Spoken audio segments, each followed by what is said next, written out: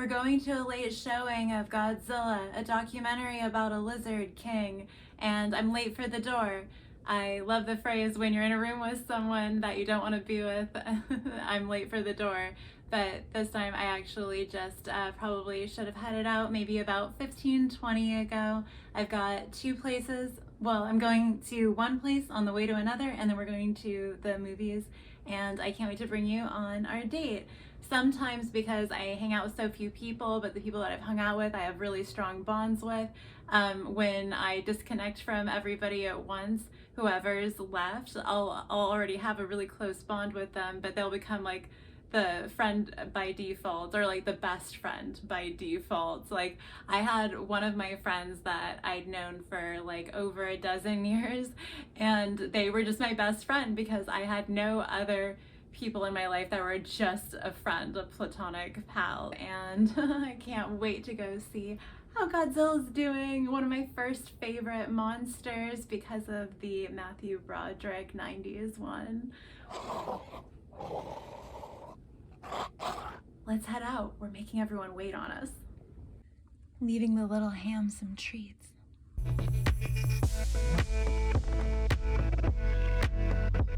I always stop over here for a cashback. I think this building's cool. Proceed to the route.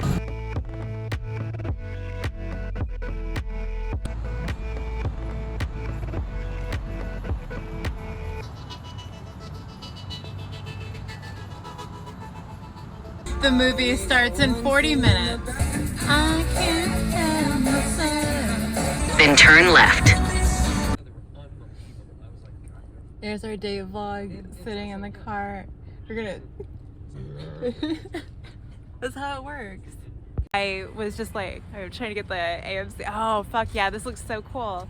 Yeah, but like, yeah, I was just like telling my...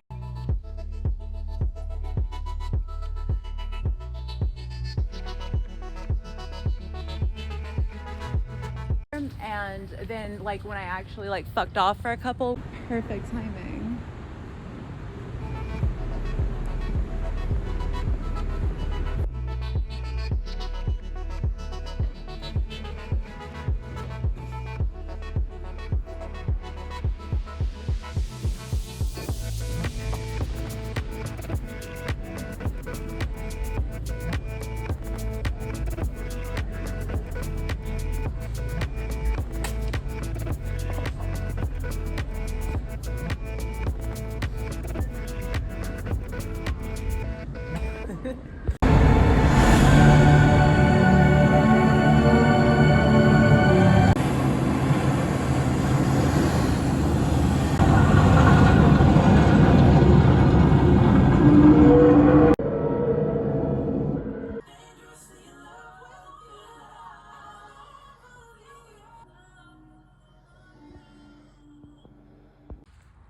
All right, rainy drive home.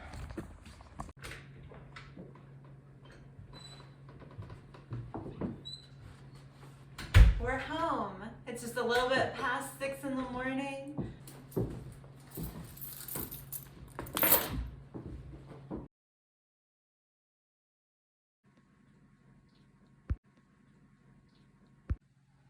I brought Lara bars for movie snacks. It was their first time having one. We're keeping the lights down low because it's pretty much time to go back to sleep. I do like to get a couple hours of sleep sometimes when I'm out instead of immediately taking off, so that way you can feel like it's a really complete evening. And speaking of taking off, the discussions have been had about leaving things behind. Girls just have more things that we shed, and I'm still mourning the loss of an earring from like a season or two ago. So make sure, even if you're discombobulated, headless horseman status, that you do your last minute roundup. Just go, okay, like in my delirium, I know that I need to do a last minute roundup, quick checklist. Do your limbs, whatever you need to check. And as far as taking more things off, I was thinking this morning, leaving their place like the woods, like just leave it cleaner than you found it. I am somebody who does not use chemicals in their home besides for massive construction projects and stuff. So for me, when I get home from going out, it is a complete strip down usually, no matter where I've been, whether I had, some kind of ride share, or if I was at somebody else's place. They tend to use chemicals and I don't. So when I come home, I do just basically a full force strip and just intend to burn everything when I wake up the next day.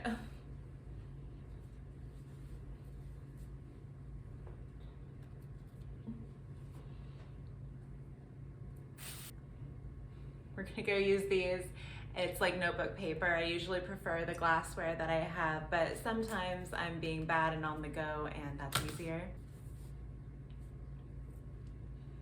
So that's definitely part of the home wind down, is like get everything into an herbal remedy chilled state and be able to just sink back into my routine.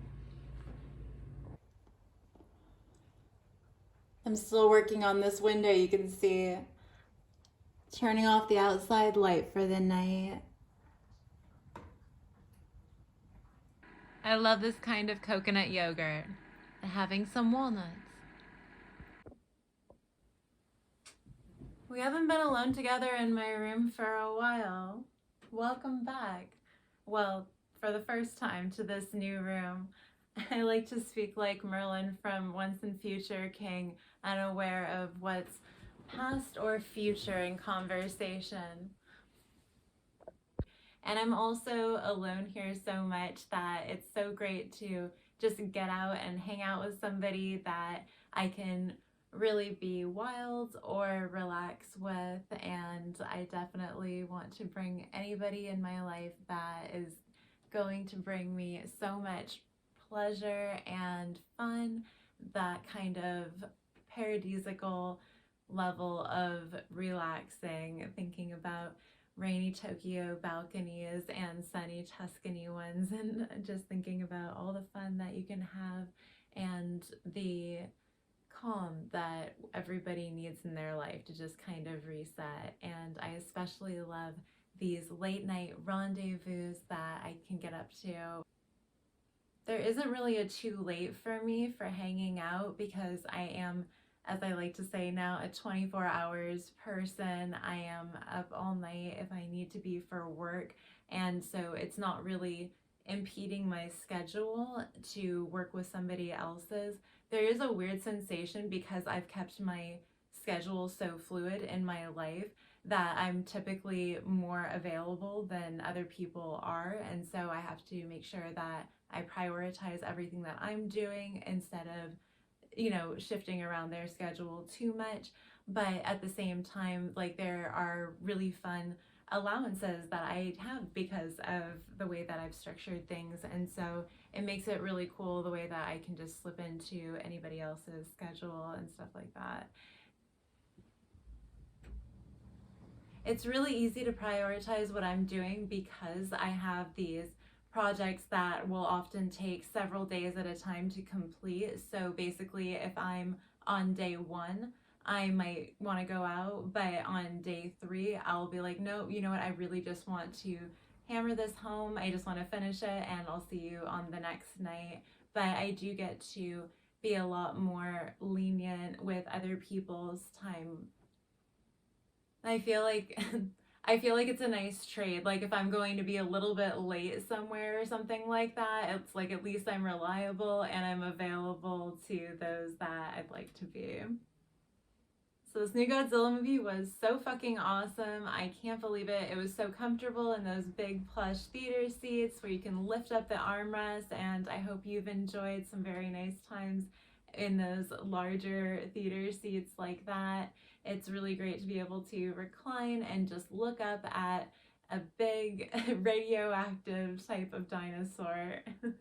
Great that I got to see a King of Monsters. It's really easy for me to not want to get really close to people. Boho socializations, we just tend to be a little bit more chill about things, but for me, I definitely like to have some kind of label, like whether it's passerby or, you know, like long-term pal, like whatever the label is, like that just helps me compartmentalize properly and stuff. And so that makes, you know, just like very clean social interactions for me and stuff, so that way I can be all in or all out in the appropriate way.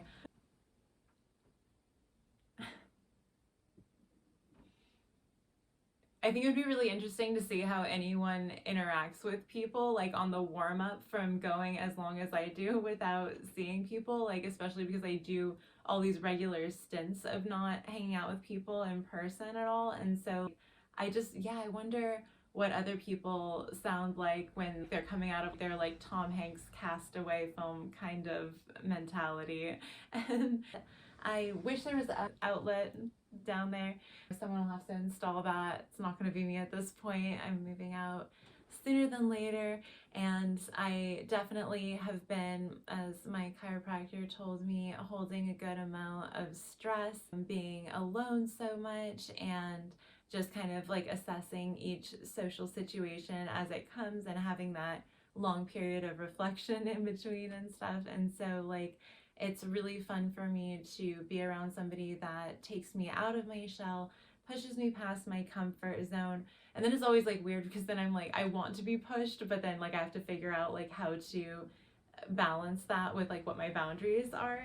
I absolutely love going out and just like having a really, really pretty night.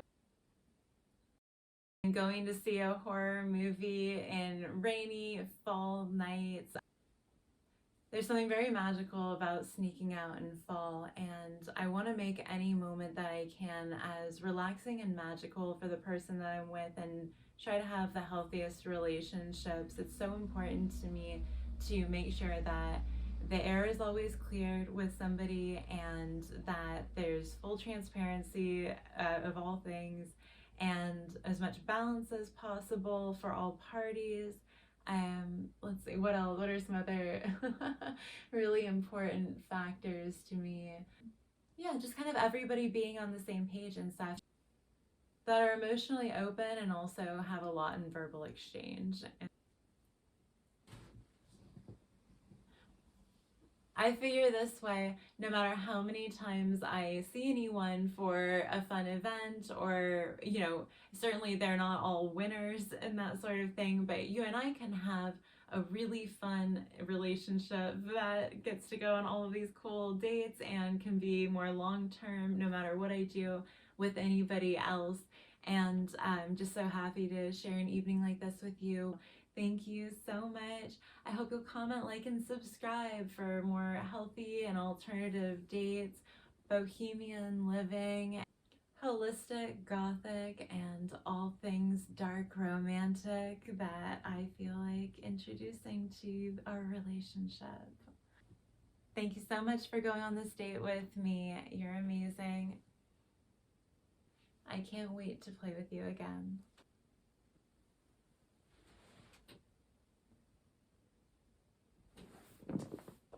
Oh, you can't really see it, but this window, there's two windows here, and you get these really great tree branch outlines and the shadows on it. Like, I just love this window so much. Like I say, you can't see the second one in the dark like this very well, but I can see really great outlines of all the little sticks and stuff like that and see all of it. It's so cool.